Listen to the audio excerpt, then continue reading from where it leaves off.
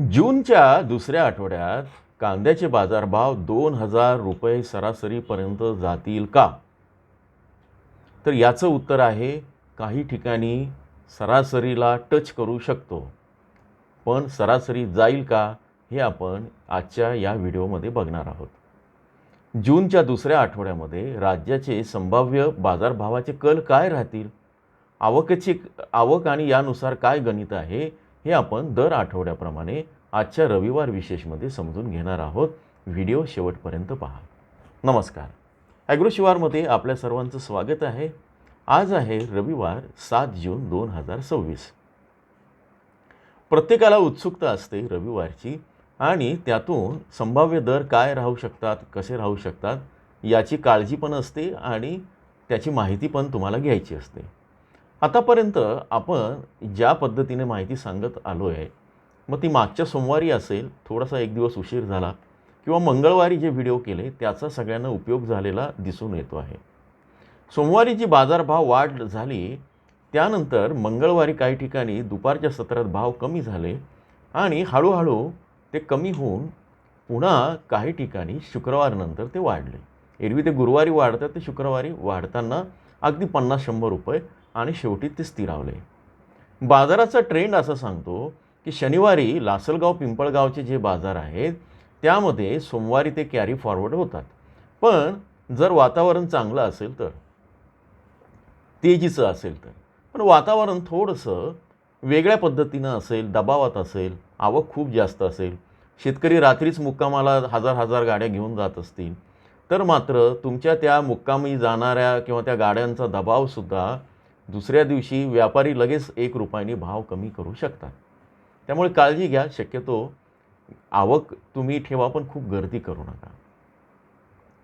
पुढे जाण्यापूर्वी एक अशी आहे की दर आठवड्याला आपण रविवारी किंवा शनिवारी सदस्यांसाठी जिल्हावार आकडा सांगत असतो की बाबा नाशिकचे दर असे राहतील, आणि ते आत्तापर्यंत 95 ते 100% ते अंदाज किंवा ते विश्लेषण हे बरोबर ठरलेलं आहे. शेतकऱ्यांना त्याचा उपयोग होतो आहे. तुम्हाला ते बाजारभाव आजही आपण सांगितलेले आहेत, ते बघायचे असतील तर मेंबरशिप घेऊन तुम्ही जॉईनच्या बटनावर क्लिक करा, जेणेकरून तुम्हाला त्याचा अंदाज येईल. हे अचूक आकडे काय उपयोगाला येतात की तुम्हाला त्यातनं नियोजन करणं सोपं जातं, आर्थिक नियोजन. आणि तुम्हाला लगेच कळतं की बाबा मी आज सोमवारी विकायचं की मंगळवारी की बुधवारी, आणि समजा मी आठवड्यात कधी विकला तरी मला साधारण एवढा बाजारभाव मिळणार आहे. त्यातून तुमचे नियोजन होतं. अनेक शेतकरी त्याचं कौतुक करतात, त्यांना फायदा होतो, तुम्हालाही व्हावा. मात्र हा डेटा आम्ही सगळ्यांसाठी देत नाही. याचं कारण आम्हाला पैसे कमवायचे हा हेतू नाही आहे, हे मी अतिशय स्पष्ट करतो. याचं कारण काही लोक अतिशय त्याचा गैरवापर करतात आणि चुकीचे हेडिंग देऊन चुकीच्या माहितीची तोडफोड करून त्याचे काही वेगळेपण दुष्परिणाम होतात. अन्यथा दुसरा भाग असतो आडते दलाल किंवा जे काही असेच या सगळ्या याच्यामध्ये, त्यातूनही त्यांना चुकीचा संदेश जाऊ शकतो आणि मास लेवलला जर अशी माहिती गेली तर तुमच्या बाजारभावावर त्याचा परिणाम होऊ शकतो. म्हणून याला एका विशिष्ट रकमेचं बॅरियर लावलेलं आहे. महाराष्ट्राची आवक आता वाढली आहे, पण दर पूर्ण कोसळलेले नाहीत. या आठवड्याचा काय संदेश आहे? उलट बाजारांमध्ये दर टिकू नये तर अनेक ठिकाणी वाढ पण दिसून येते आहे. नाफेडची खरेदी बाजारामध्ये होणार आहेत, तर त्यातनं किती रुपये बाजारभाव होऊ शकतो? त्याच्यानंतर एका बाजूला कमी होत जाणारा साठा आणि दुसऱ्या बाजूला वाढणारी आवक आणि वाढणारे दर, अशा सगळ्याच गोष्टींचा माहिती, त्याचा सखोल अभ्यास आपण यामध्ये करणार आहोत. मी काही पॉईंट लिहिलेले आहेत. अगदी वाचण्यामध्ये किंवा बोलण्यामध्ये काही चुका होऊ नये, नाही तर बरेचदा माझ्यासमोर 4 तारीख असते आणि मी 4 ऐवजी काहीतरी वेगळंच, मे ऐवजी जून वाचला जातं किंवा जून ऐवजी मे वाचलं जातं. तर राज्यातील बाजाराचं सध्याचं चित्र काय आहे? जूनच्या पहिल्या आठवड्यात महाराष्ट्रातील बहुतेक बाजार समित्यांमध्ये कांद्याच्या दरात सुधारणा आहे. बहुतेक नाशिकमध्ये, पुण्यामध्ये, अहिल्यानगरमध्ये, इथे सगळ्या याच्यामध्ये असेल. विशेषतः उन्हाळी आणि रब्बी कांद्याची मागणी वाढलेली दिसून येते. याचे पहिले एक कारण म्हणजे नाफेड आणि सरकारी खरेदीची बाजारावर असलेली छाप किंवा त्याची मानसिक परिणामकारकता. दुसरं म्हणजे दर्जेदार कांद्याचा साठा अपेक्षेपेक्षा कमी आहे. आजही मी जेव्हा बाजार समित्यांशी, शेतकऱ्यांशी आणि काही व्यापाऱ्यांच्या प्रतिनिधींशी बोलतो, तेव्हा ते सांगतात की आमच्याकडे आजही चांगला कांदा उपलब्ध नाही, चांगल्या कांद्याची क्वालिटी कमी आहे, त्यामुळे चांगल्या कांद्याला चांगला दर मिळेल.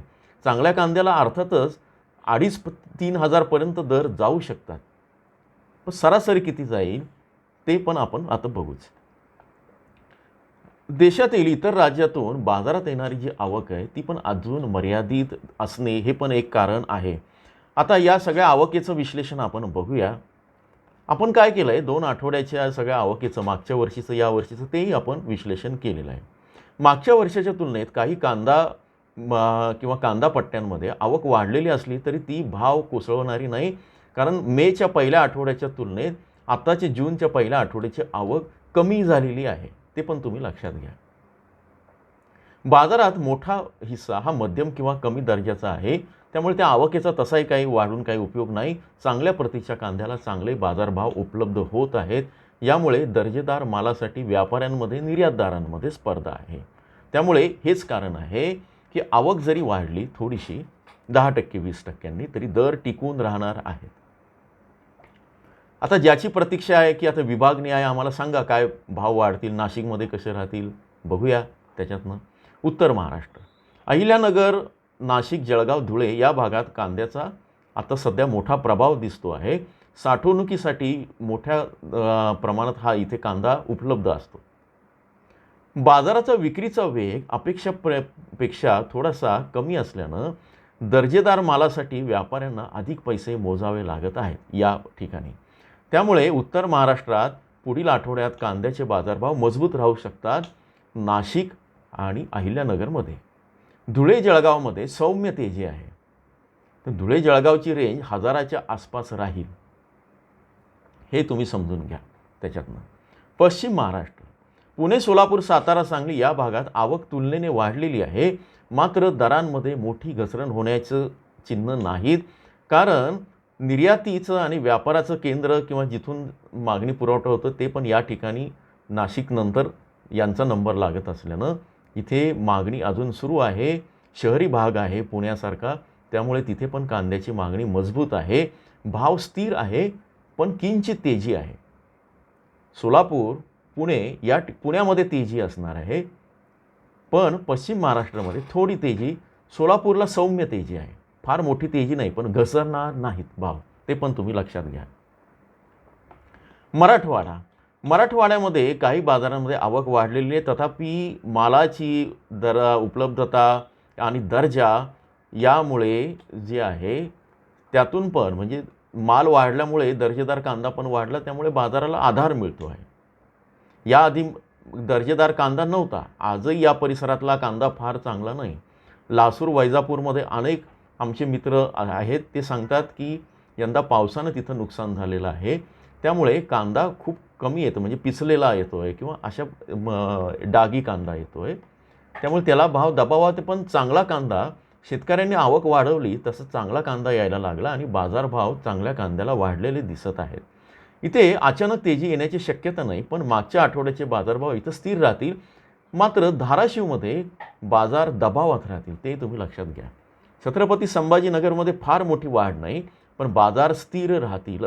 1000च्या पलीकडे बाजार जाणार नाही सरासरी, ते पण तुम्हाला सांगतो. विदर्भामध्ये पांढऱ्या कांद्याची स्थिती जी आहे, लाल कांदा म्हणजे आपला उन्हाळी कांदा आणि पांढरा कांदा, इथे दोन्ही कांद्यासाठी काही बाजार जे आहे ते सक्रिय आहे. पांढऱ्या कांद्याला काही भागात मागणी चांगली दिसत आहे, त्यामुळे नागपूरसारख्या ठिकाणी पांढऱ्या कांद्याचे दर मजबूत राहतील. मात्र एकूणच कांदा बाजाराचा प्रभाव लाल कांदा किंवा जो आहे त्याच्यावर उत्तर महाराष्ट्राच्या तुलनेत कमी आहे. त्याचा परिणाम जो राज्यव्यापी ट्रेंडवर होणार आहे तो नागपूरमध्ये पण होणार, इथे फार वाढ होणार नाही. बाजारभाव सौम्य तेजी आहे. आता आम्हाला दर सांगा, उगाच काहीतरी मगापासून सांगायला लागले, ठीक आहे, दर पण सांगतो, काय काळजी करू नका.